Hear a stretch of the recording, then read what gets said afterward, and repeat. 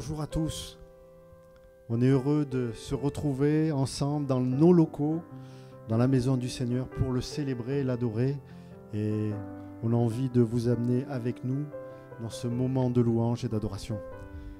Que le Seigneur soit béni par nos voix, notre musique, notre adoration, que nos cœurs le célèbrent ensemble ce matin. Amen. J'espère que vous dites Amen. Je vous vois. Amen. Seigneur, nous venons te louer.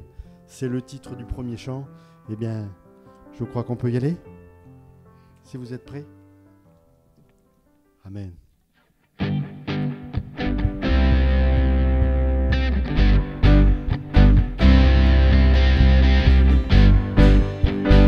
Seigneur, nous venons te louer. Toi le Dieu de l'éternité. Comment ne pas te remercier pour le don que tu nous as fait.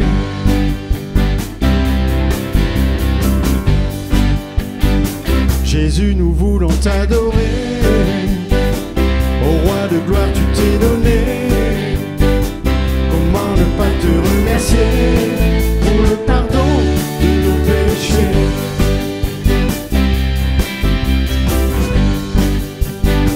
Seigneur, nous venons te louer. Jésus, tu nous as rachetés. Comment ne pas te remercier pour ton grand sacrifice parfait.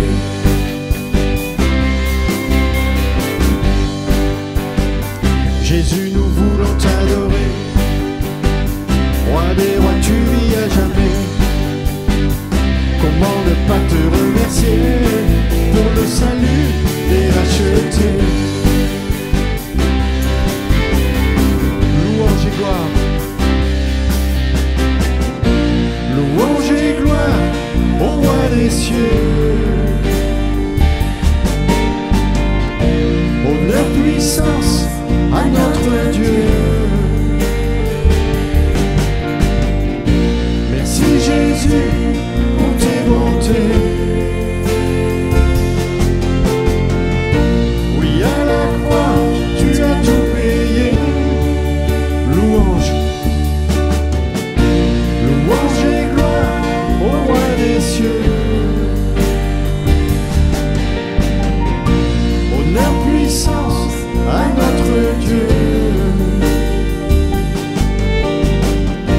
Merci Jésus pour tes bontés.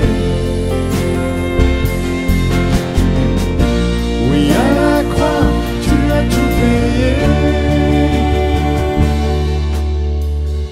Ensemble nous aimons te louer. Oh Jésus-Christ, sois glorifié. Oui, nous voulons te remercier pour tant d'amour manifesté.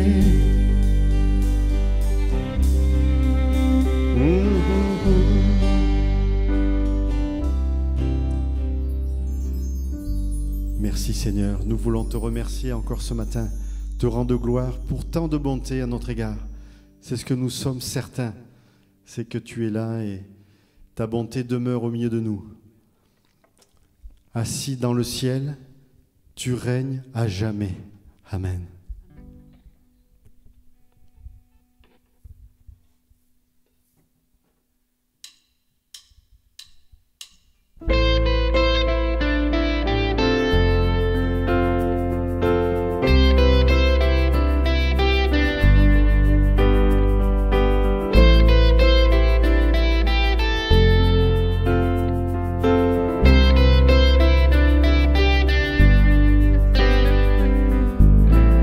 Assis dans le ciel, ton trône éternel, tu règnes à jamais.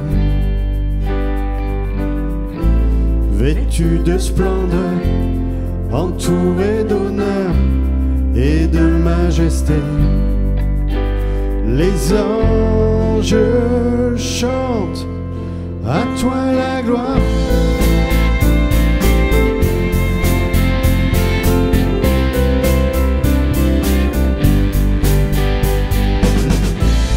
Les cieux et les mers, la vie, la lumière, nous parlent de toi.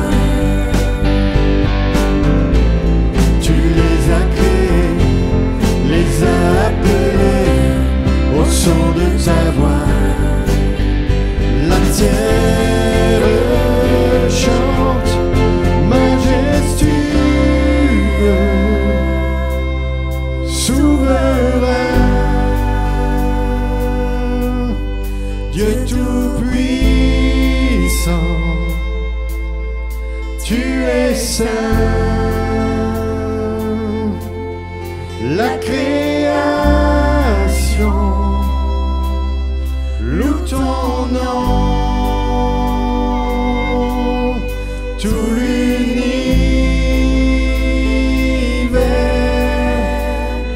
déclare à toi la gloire.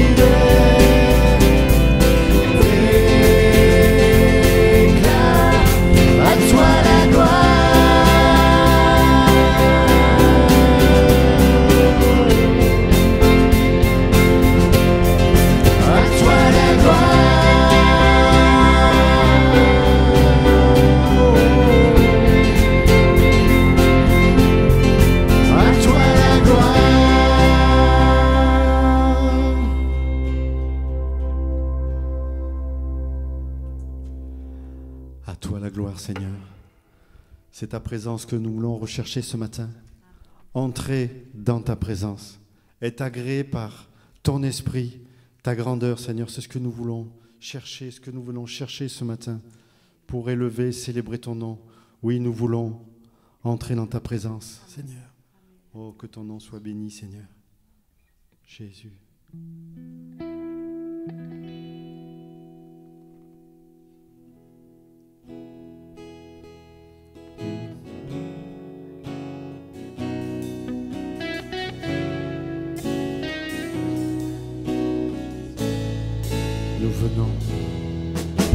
Nous venons dans ta présence pour chanter tes louanges et notre reconnaissance de ce que tu as accompli.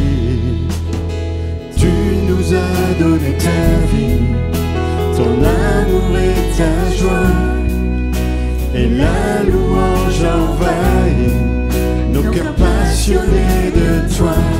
Tu es le Créateur puissant, l'agneau ressuscité. Toi seul as pu triompher de la mort et du péché. Tu as délivré ton peuple pour la vraie liberté. Je veux suivre tes pas, chaque jour être avec toi.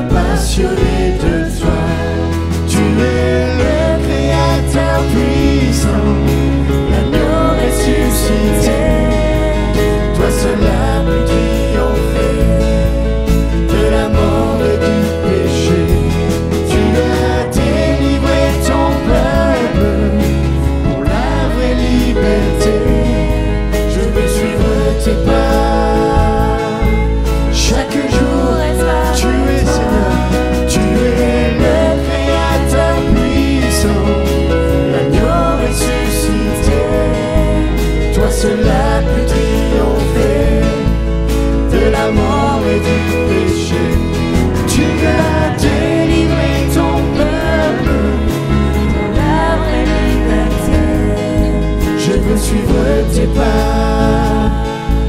Chaque jour être avec toi, tu es le Créateur puissant, l'agneau ressuscité.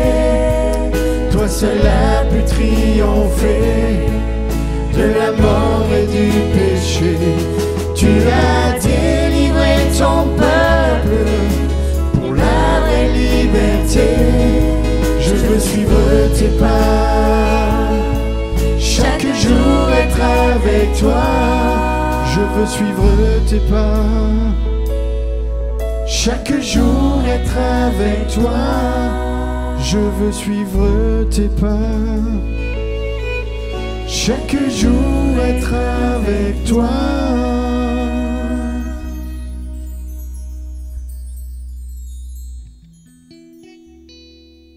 Alléluia, Seigneur. Chaque jour être avec toi, c'est ce qu'il veut faire, ce qui fait notre joie, Seigneur. Savoir que chaque jour tu es avec chacun de nous, nous qui te cherchons, nous qui t'appartenons, Seigneur. Oh, louange et gloire à toi. Oh Jésus, gloire et louange à toi, Seigneur.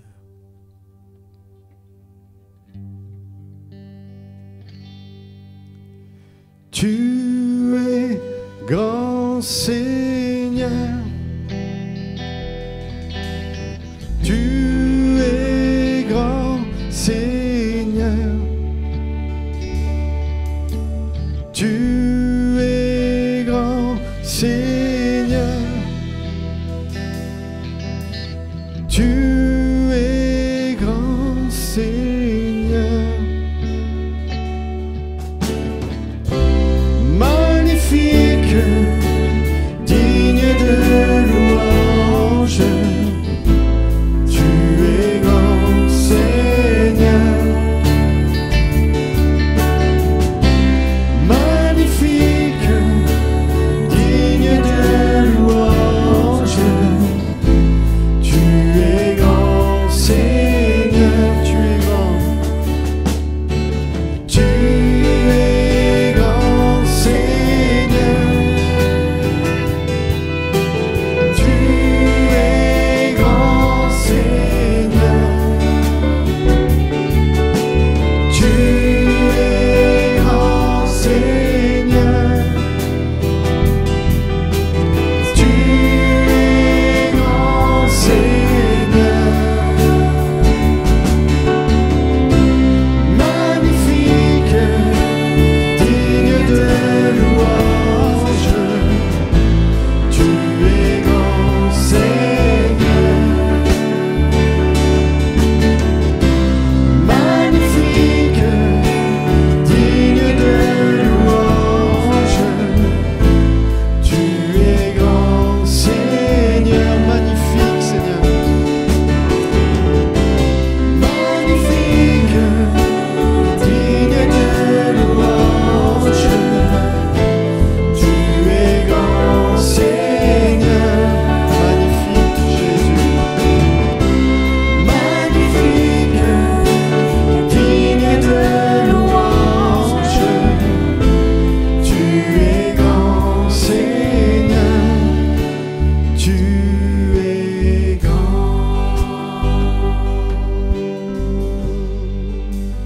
Oui, tu es grand Seigneur. Jésus, tu es grand. Jésus, tu es grand Seigneur.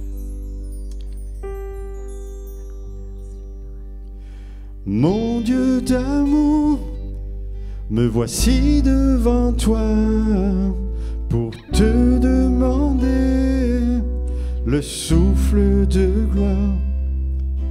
Mon Dieu d'amour, j'espère en toi, car je sais que tu règnes, me donnant l'espoir.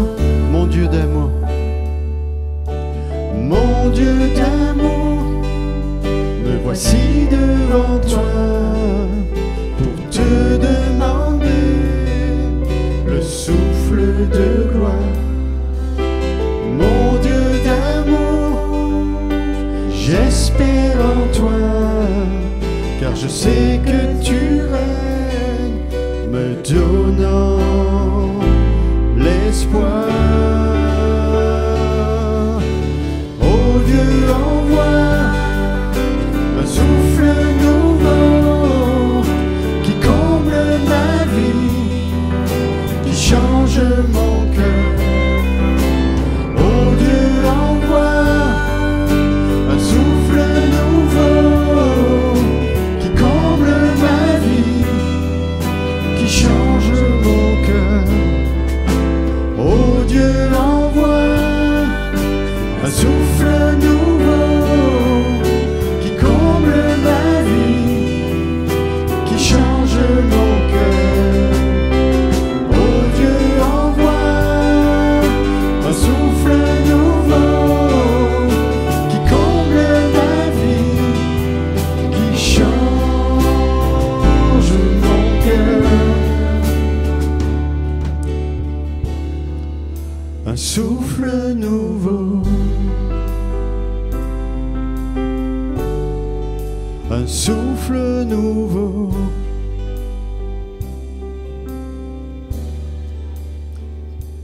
Ô Seigneur, Jésus, louange et gloire à toi, Seigneur.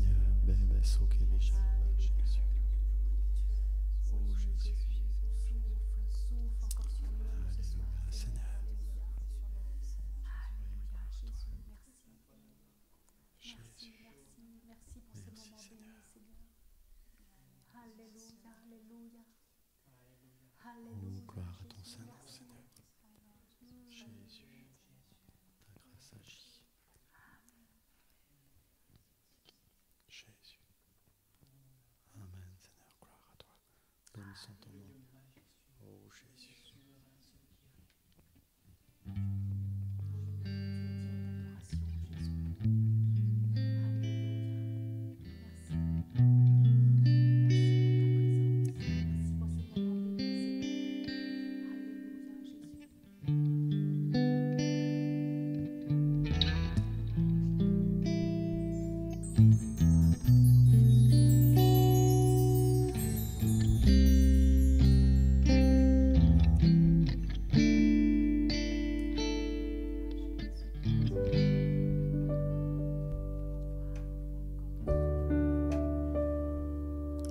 Qui comble nos vies, Seigneur, qui change nos cœurs, Seigneur.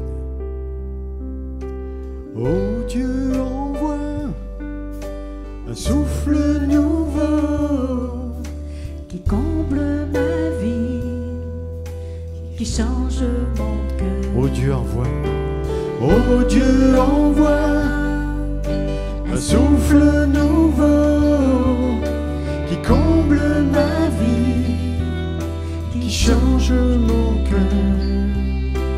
Oh Dieu envoie un souffle nouveau qui comble ma vie, qui change mon cœur. Un souffle nouveau, un souffle nouveau, un souffle nouveau,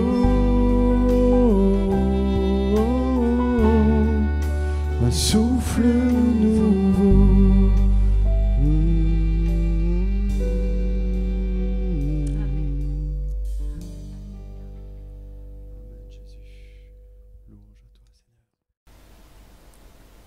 Alléluia, gloire au Seigneur. Merci aux musiciens, merci à Jean-Nicolas pour ces temps, dans sa présence, dans la présence de Dieu. On bénit le Seigneur vraiment pour ces instants. J'aimerais vous souhaiter la bienvenue, si peut-être vous joignez à nous, si vous êtes d'ailleurs, et que vous n'êtes peut-être pas membre de l'église de Bergerac ou de Périgueux, soyez les bienvenus, à vous qui nous rejoignez sur Internet, sur notre chaîne YouTube. Que Dieu vous bénisse.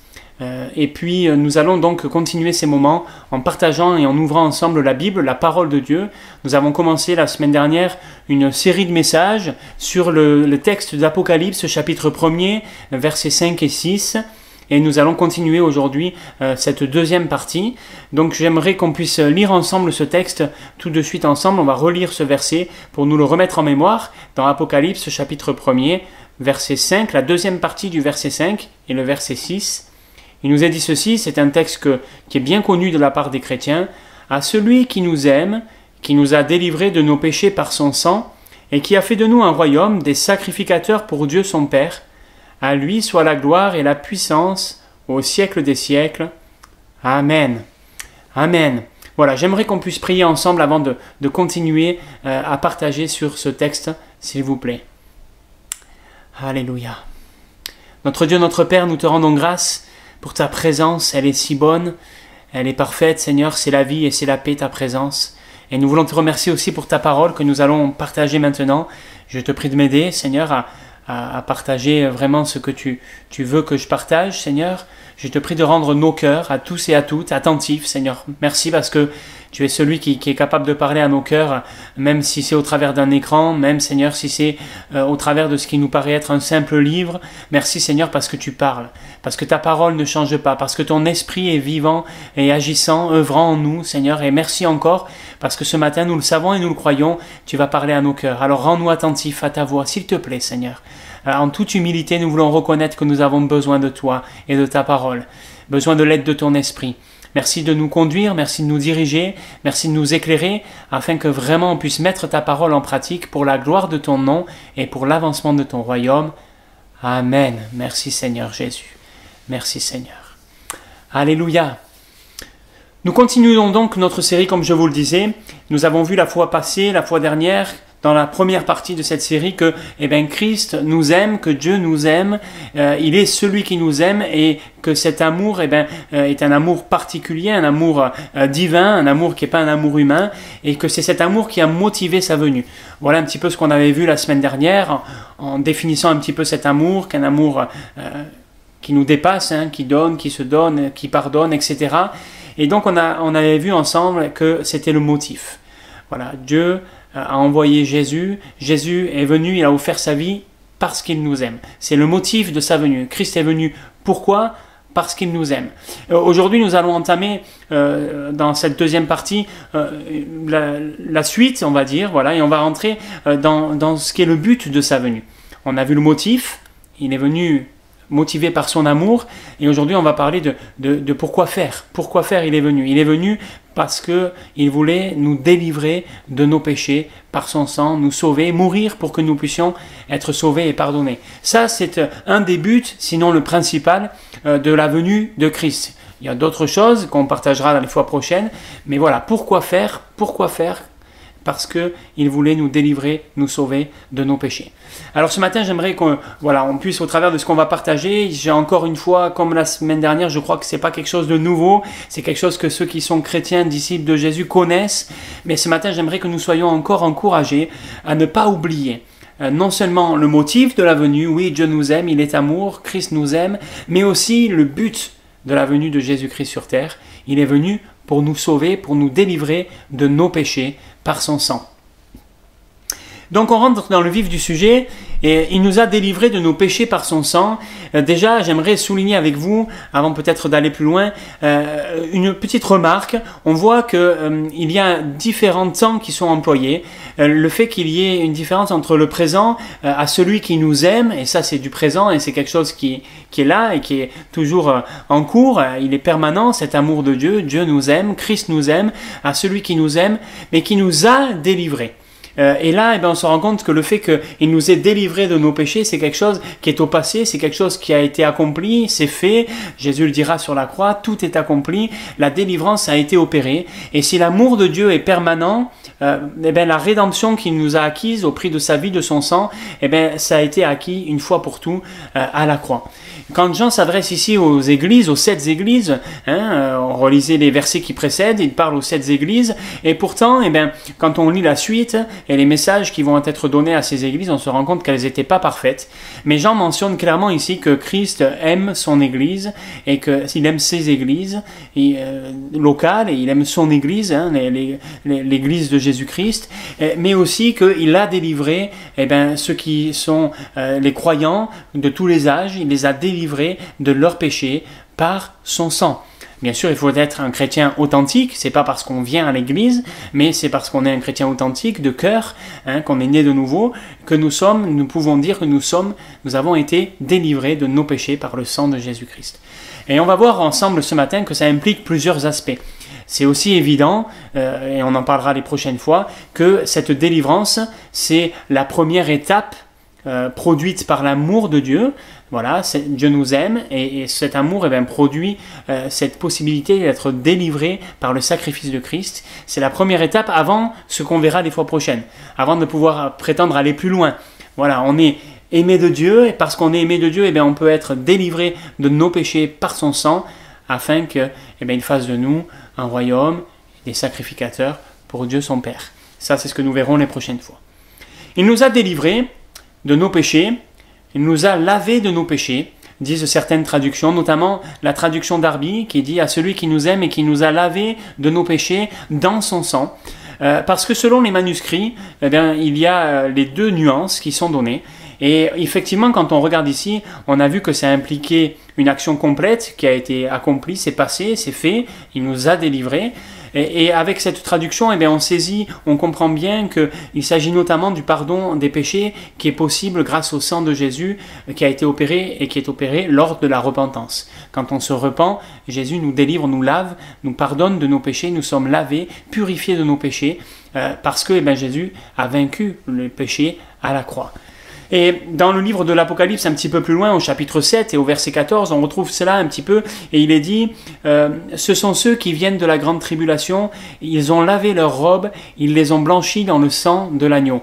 Alors ça concerne certains types de personnes, là, qui sont morts pendant la grande tribulation, mais ici, il est dit que voilà, leurs robes ont été lavées, et on pourrait comparer les robes à nos cœurs, au cœur. Les cœurs sont lavés, blanchis, purifiés par le sang de l'agneau. C'est ce que dit Paul aux Corinthiens au chapitre 6, au verset 11. Il dit, c'est là ce que vous étiez, donc il y a toute une description qui est faite, c'est là ce que vous étiez, quelques-uns de vous, mais vous avez été lavés, vous avez été sanctifiés, vous avez été justifiés au nom du Seigneur Jésus-Christ et par l'Esprit de notre Dieu.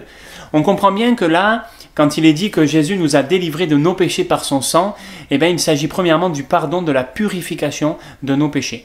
À un moment précis, quand on se repent, quand on confesse nos péchés, quand on réalise par l'action du Saint-Esprit, on est convaincu d'être pécheur et qu'on demande pardon au Seigneur, lors de cette repentance, alors on est lavé, on est délivré de la conséquence de notre péché. La conséquence du péché, la Bible nous dit que c'est la mort spirituelle. Le salaire du péché, c'est la mort. Et quand on se repent, quand on demande pardon, Christ nous délivre des conséquences du péché. Il nous délivre de nos péchés, de ce qu'ils engendrent dans notre vie, à savoir la mort spirituelle. Oui, le sang de Christ nous a lavés, purifiés de nos péchés. Il nous délivre des conséquences terribles du péché sur notre vie. La mort spirituelle, la séparation d'avec Dieu, l'état de souillure de notre âme, de notre cœur qui est là, et même parfois, selon les péchés que nous pratiquions, la souillure même de notre corps, c'est pas toujours le cas, mais ça peut l'être. Christ nous a délivrés de cela au moment où nous nous sommes repentis et où nous nous sommes convertis, où il s'est révélé à nous, où il a saisi nos vies, où il nous a transformés par l'action du Saint-Esprit. Alors oui, on est délivrés des conséquences du péché à ce moment-là. Nous étions pécheurs, mais Christ nous a délivrés, il nous a lavés de nos péchés, des conséquences qu'avaient nos péchés.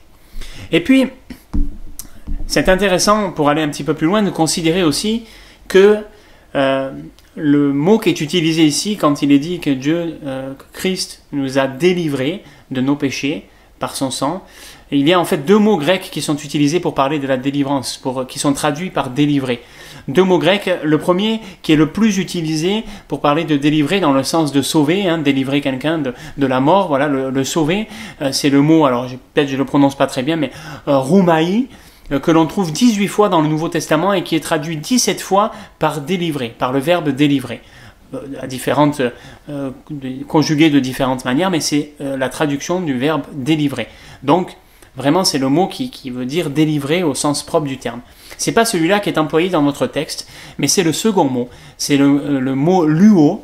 Et ce mot-là, par contre, luo, il est utilisé 43 fois dans le Nouveau Testament, mais il n'est utilisé que 3 fois, traduit que seulement 3 fois par le verbe délivrer. Et toujours, les autres fois, quand il est utilisé, c'est dans le sens de délier, de détacher, de relâcher quelqu'un qui est attaché, qui est lié, qui est prisonnier. Voilà, c'est la délivrance dans ce sens-là, dans le sens de la libération. Et ça vient compléter le premier aspect qu'on a vu, où il est question vraiment de Christ qui nous a délivrés de nos péchés. Quand les péchés sont au pluriel, souvent il s'agit de ceux que voilà, nous avons fait, nos péchés dans le sens de ceux que on a pratiqués, les péchés qui nous condamnent. Et là, eh ben, on se rend compte que voilà, c'est ce qu'on a vu. Christ nous a délivrés de nos péchés par son sang, dans le sens où le salut nous est ouvert par le pardon, et il n'y a plus les conséquences du péché. Mais on se rend compte ici que, eh ben, il y a un autre aspect aussi, il y a un autre pendant de cette délivrance, de cette libération, qu'il s'agit du fait d'être délié, détaché du péché de manière générale, de l'emprise du péché, de la puissance du péché sur notre vie. Non seulement on est délivré des conséquences du péché, et donc sauvé également parce que, ben voilà, mais on est aussi libéré de l'emprise du péché, et donc on n'est plus assujetti à la puissance du péché. Ça paraît peut-être difficile à croire parce que ben, vous qui êtes chrétien comme moi, on se dit ben oui, mais il y a encore des fois où ça nous arrive, ça peut nous arriver de tomber, de pécher. Donc ben voilà. Mais dans le sens où c'est dit ici, et on retrouve cela à d'autres endroits dans la parole de Dieu, on se rend compte qu'un chrétien né de nouveau, il est délivré de la pratique permanente de l'état de pécheur, et on en est délivré. Et c'est cela que ça veut dire. Nous sommes non seulement lavés, mais on est aussi rendu libre vis-à-vis du péché. Et ce mot, il est fort de sens. Vous savez, ce mot-là, louo, qui est traduit donc par délivrer seulement 3 fois, il est traduit tantôt par délier, je vous disais, par détacher, mais aussi il est traduit des fois par ôter, annuler, anéantir. C'est-à-dire, on pourrait traduire ici, et ben voilà, il a anéanti nos péchés, il a anéanti ce que produisaient nos péchés par son sang. Et pour prendre un exemple, on trouve par exemple ce mot-là dans le verset de 1 Jean chapitre 3 verset 8, où il est dit: celui qui pêche est du diable, car le diable pêche dès le commencement. Le Fils de Dieu apparut afin de détruire les œuvres du diable. Et bien le mot détruire qui est employé ici, c'est ce mot-là. C'est exactement le même mot qui est traduit par il nous a délivrés dans notre texte. Donc on pourrait traduire Jésus a détruit nos péchés. Il a détruit nos péchés par son sang. Il a détruit l'emprise du péché par son sang. Nous avons donc non seulement été délivrés de nos péchés en étant pardonnés, délivrés des conséquences du péché, mais également nous avons été délivrés de l'emprise et de la puissance du péché au sens général, générique du terme. Le péché n'a plus d'emprise sur nos vies, par le sang de Jésus. Par le sang de Jésus. Et ça m'amène à ce dernier point, cette dernière chose, cette précision qui est donnée ici par Jean et qui n'est pas anodine. Bien évidemment, toute l'écriture est inspirée. Et quand Jean ici dit « Il nous a délivrés de nos péchés », il rajoute « par son sang ». Certaines traductions vont interpréter cela et vont dire « par son sacrifice ».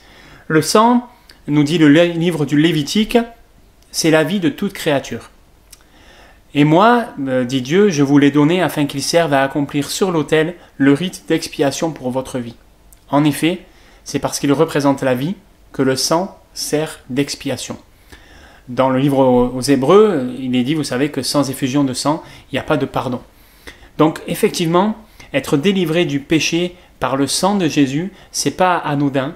Mais il y a véritablement ici une signification forte. Cette signification, c'est le fait qu'on a été racheté au prix d'une rançon. Un prix a été payé. Un prix que nous ne pouvions pas satisfaire, un prix que nul ne pouvait satisfaire si ce n'est Christ. La bénédiction de ce passage, ici, à celui qui nous aime, qui nous a délivrés de nos péchés par son sang, eh bien, elle est un rappel, elle est un pendant à la Pâque et à l'exode du peuple d'Israël dans le livre de l'exode, où, eh bien, voilà, vous le savez, vous connaissez cette histoire, un agneau est sacrifié, on répand son sang, et grâce à ce sang-là, eh bien, la mort passe outre. Et oui, grâce au sang de Jésus, eh bien, la mort passe au-dessus de nous, et nous ne sommes pas touchés par la mort spirituelle. Ici, quand on regarde le verset 6 et ce qui suit, vous savez, où il est dit que, eh bien, et c'est ce qu'on verra les prochaines fois, il a fait de nous un royaume, des sacrificateurs pour Dieu son Père.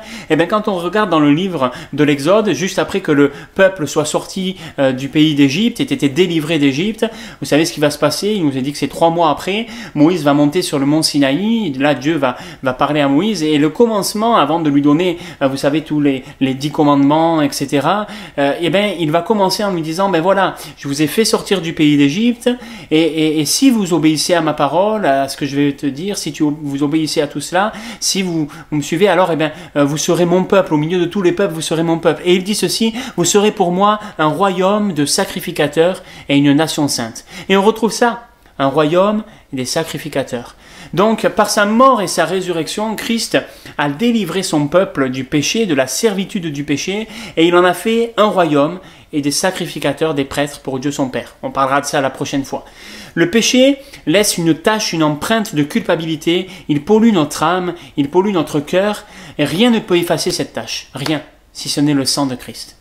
Le sang de Christ qui a été versé, Christ a versé son propre sang, il a donné sa vie, et son propre sang a été versé pour satisfaire la justice divine, la justice de Dieu, et acheter le pardon, la pureté de nos vies, de nos âmes, pour son peuple, pour ses disciples, pour ceux qui choisissent de le suivre.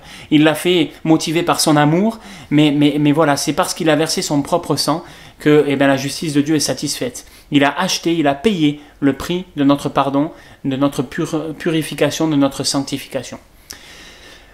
Pierre dira ceci dans sa première épître au chapitre 1er au verset 18. « Vous avez été libérés de cette manière futile de vivre que vous ont transmise vos ancêtres, et vous savez à quel prix. Ce n'est pas par des biens qui se dévaluent, comme l'argent ou l'or. Non, il a fallu que le Christ, tel un agneau pur et sans défaut, verse son sang précieux en sacrifice pour vous. » Comme le fait que Christ nous aime, nous savons et nous sommes bien conscients que c'est son sang, le sang de Christ, qui nous délivre. Et comme on l'a vu tout à l'heure, on l'a lu dans 1 Corinthiens 6, verset 11, c'est le sang de Christ, c'est vrai, mais c'est aussi par l'action du Saint-Esprit. Et donc, je pense, frères et sœurs, que nous avons besoin, même si nous le savons, même si nous en sommes conscients, comme on sait que Dieu nous aime, comme on sait que Christ nous aime, on sait aussi que c'est son sang qui nous purifie, mais nous avons besoin, encore aujourd'hui, puisqu'on a été pardonné, on a besoin de vivre et de demeurer dans cette liberté que nous procure le sang de Christ, le Fils que nous procure Christ par son sang. Il nous a affranchis, dit la parole de Dieu, et s'il nous affranchit, c'est pour la liberté. S'il nous affranchit, c'est pour la liberté. Mais la liberté, elle se trouve là où est l'Esprit du Seigneur. C'est aussi la parole de Dieu qui nous le dit. Et oui, on a besoin. On a besoin de vivre, de demeurer dans cette liberté que nous avons. Christ nous a délivrés de nos péchés par son sang. Il nous a délivrés de nos péchés par son sang. Et nous devons vivre dans cette liberté vis-à-vis du péché. Nous devons vivre dans cette séparation qui nous est possible parce que Christ nous a délivrés, parce qu'il a délié, parce qu'il nous a détachés, parce qu'il a anéanti ce lien du péché, parce qu'il a brisé ce lien du péché. Rappelez-vous ce mot, délivrer, c'est ça, c'est détacher, c'est délier. Il nous a déliés. On n'a plus rien à voir, on n'a plus rien à faire avec le péché, c'est fait, c'est accompli. Il l'a fait, il nous a délivrés. Voilà pourquoi Paul dit aux Romains, mais maintenant, étant affranchis du péché et étant devenus esclaves de Dieu, vous avez pour fruit la sainteté et pour fin la vie éternelle. Car le salaire du péché, c'est la mort, mais le don gratuit de Dieu, c'est la vie éternelle en Jésus-Christ notre Seigneur. Oui, on a été affranchis et libérés du péché. On est devenu non plus lié au péché, mais lié à Dieu, esclave de Dieu. Et le fruit que cela produit, que cela doit produire, c'est notre sainteté. Et ce que cela va engendrer, ce que cela va produire dans l'éternité, c'est la vie éternelle. Le salaire du péché, c'est la mort. Mais Christ nous a délivrés de ce salaire-là. Il nous a délivrés de nos péchés. Il nous a délivrés du salaire du péché. Il nous a délivrés de la mort éternelle, de la mort spirituelle. Parce que son don gratuit, ce don qu'il nous offre, c'est la vie éternelle en Jésus-Christ, par son sang, parce qu'il a tout donné. Alors je termine. Cette délivrance, je vous disais, c'est la première étape qui est produite par l'amour de Dieu et par le sacrifice de Christ. Christ a offert sa vie parce qu'il nous aimait. Et avant ce que nous verrons les prochaines fois, c'est important de passer par ces étapes-là. D'abord réaliser et comprendre l'amour de Dieu, qui nous amène à nous repentir, qui nous amène à considérer que face à cet amour, nous sommes bien incapables, nous sommes bien loin, bien ingrats, bien... Voilà, hein, vous mettez l'adjectif que vous voulez, mais vous avez compris l'idée. Face à cet amour de Christ, et quand on comprend cela, quand on est confronté à cet amour, et qu'on réalise notre péché, notre bassesse, notre petitesse, alors oui, on se repent. Et on saisit cette délivrance que Christ opère par son sang. Il nous a délivrés de nos péchés par son sang. Et quand cela est accompli, alors, quand son amour nous amène à réaliser cela, alors, quand on saisit cet amour, qu'on est délivré de nos péchés par son sang, et bien alors, on est amené à être un royaume. Il fait de nous un royaume. Et là, il est question d'une position, d'un héritage. Et puis, il fait de nous des sacrificateurs. Et là, il est question d'un service, d'un ministère. Ces deux derniers points, c'est ce que nous verrons la prochaine fois, mais ils ne sont pas possibles sans l'étape de la délivrance du péché. Les sacrificateurs, ils avaient besoin d'être consacrés. Les rois, ils avaient besoin d'être oints. Il fallait qu'il y ait une consécration, qu'il y ait une sanctification avant de pouvoir accomplir l'œuvre à laquelle ils étaient appelés. Pour nous, c'est la même chose. Et cette sanctification, cette consécration, elle passe par cette délivrance du péché. C'est le brisement de ce lien, le détachement de ce lien du péché. Nous avons besoin de ça. Voilà pourquoi ce matin, j'aimerais nous encourager à ne pas oublier, mais à toujours, chaque jour, à chaque instant, nous placer au bénéfice du sang de Christ pour être délivrés de nos péchés, être délivrés du péché, qui parfois, comme le dira Dieu à Caïn, se couche à notre porte. Oui, le péché est là, couché à notre porte. Mais n'oublions pas de nous placer au bénéfice couvert par le sang de Christ, le sang de l'agneau. Et quand on se place là, oui, ce sang nous a délivrés. C'est fait, il a tout accompli, il nous a délivrés. La mort a été vaincue, le péché a été vaincu sur la croix. Jésus est ressuscité. Alors oui, plaçons-nous à cela, et même quand le péché se couche à notre porte, même quand la tentation est là, même quand voilà, il y a cela qui voudrait nous amener à peut-être retourner à des choses que nous avons laissées abandonner, qui voudrait nous amener peut-être à retourner à ce que, comme la Bible dit, a été vomi de notre part. Souvenons-nous de cela, plaçons-nous sur le bénéfice du sang de Jésus, afin de pouvoir être délivrés encore. Nous l'avons été. Et cette délivrance doit être aussi permanente, opérante dans nos vies. Mais maintenant, étant affranchis du péché, étant devenus esclaves de Dieu, vous avez pour fruit la sainteté. Alors que Dieu nous y aide. Demeurons au bénéfice de son sang précieux. Amen. On prie un instant, s'il vous plaît. Nous te rendons grâce, notre Dieu, notre Père, parce que oui, c'est vrai, nous sommes au bénéfice de ce sang précieux. C'est une promesse, une bénédiction, Seigneur. Mais c'est aussi, et nous le réalisons, pour nous un devoir de rester, de demeurer dans cette liberté vis-à-vis du péché, dans cette délivrance que tu as opérée. Seigneur, on veut pas te crucifier à nouveau, c'est pas possible, Seigneur mon Dieu. On veut pas être de ceux et de celles qui oublient, qui sont oublieux du sacrifice que tu as accompli. Mais puisque tu nous as révélé ton amour, puisque tu t'es révélé à nos cœurs, nous voulons aussi, Seigneur, rester et demeurer dans cette délivrance vis-à-vis du péché. Tu nous as pardonné, tu nous pardonnes encore, Seigneur, quand il nous arrive de faire des erreurs, et nous te rendons grâce pour ça.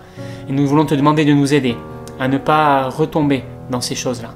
Merci encore pour ton amour et pour ta grâce, et merci, Seigneur, parce que cette délivrance, tu l'as opérée parfaitement. Il n'y a rien à rajouter, il n'y a rien à enlever, tu as tout accompli, Seigneur.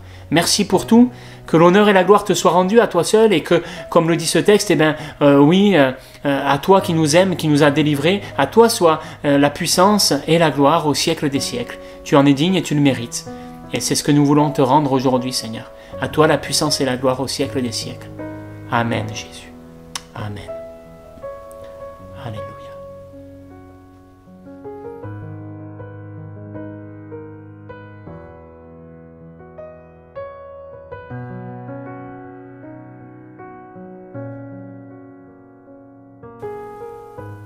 Alléluia.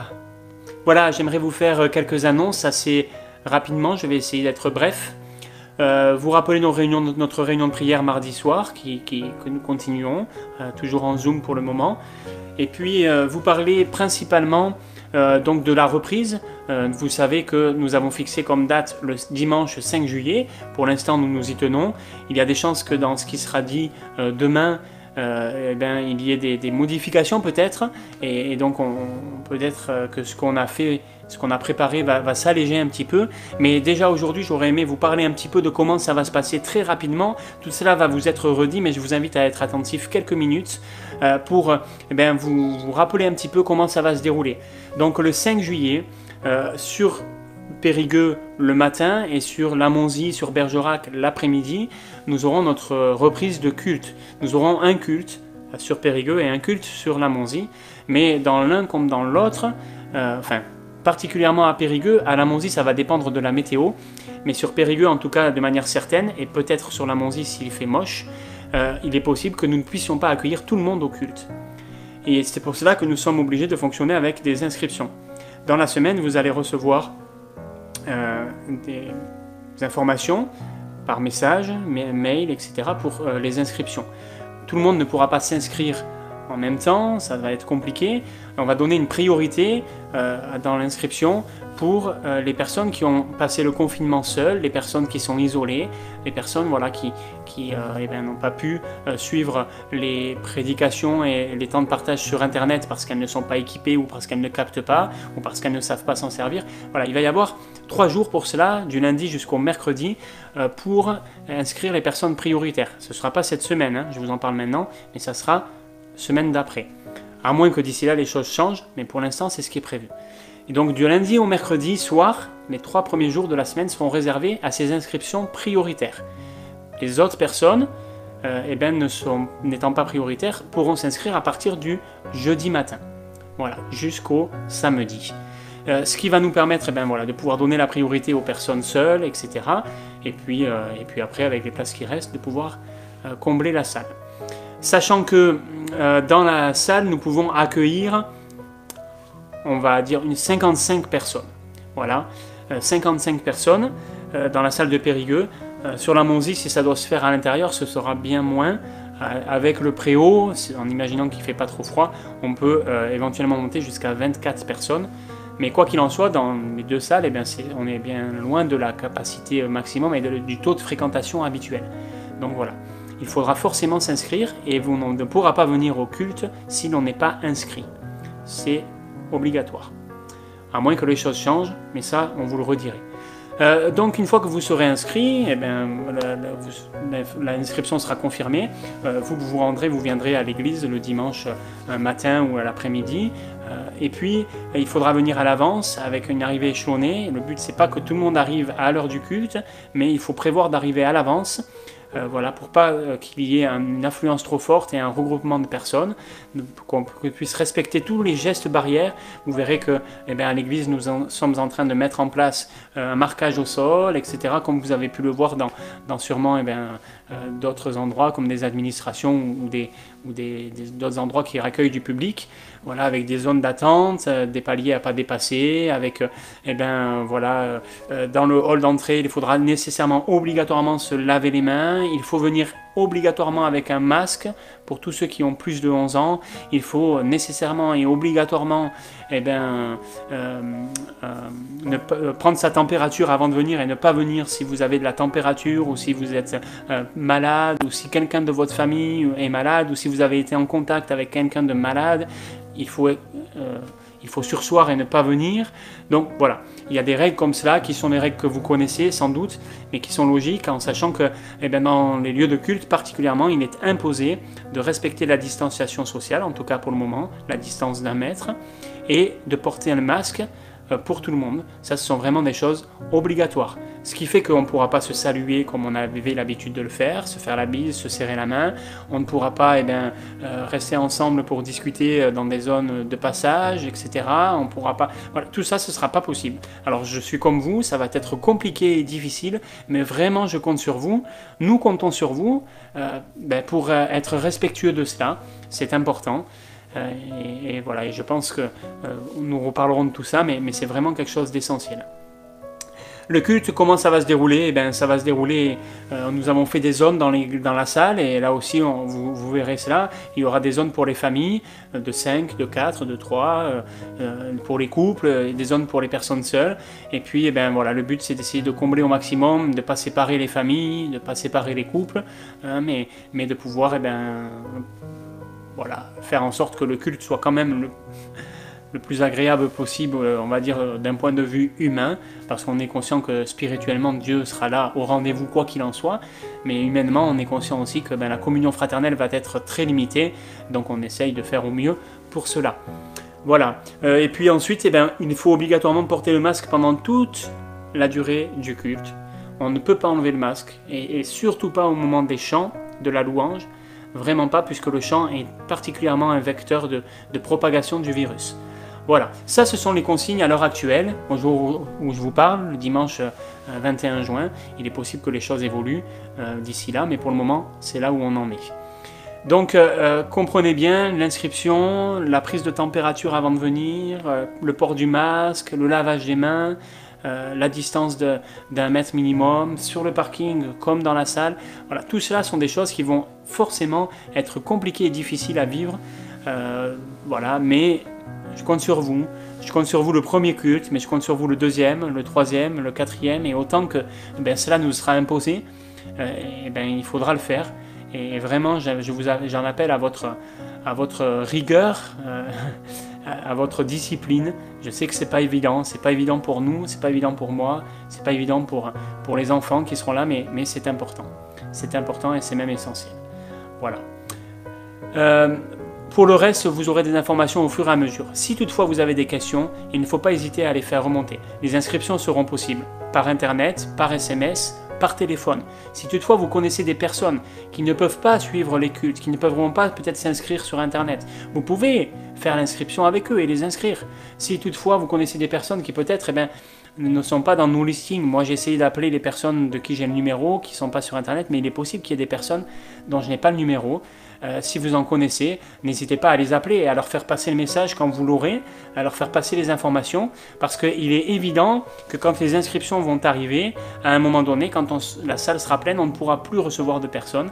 Et si les gens n'ont pas été au courant et ne se sont pas inscrits, ils auront beau nous dire on n'a pas été au courant, on ne pourra rien faire. On est obligé d'inscrire les gens dans l'ordre où ils s'inscrivent, et on ne pourra pas faire de favoritisme, donc il faudra que les premiers inscrits soient les premiers qui participeront.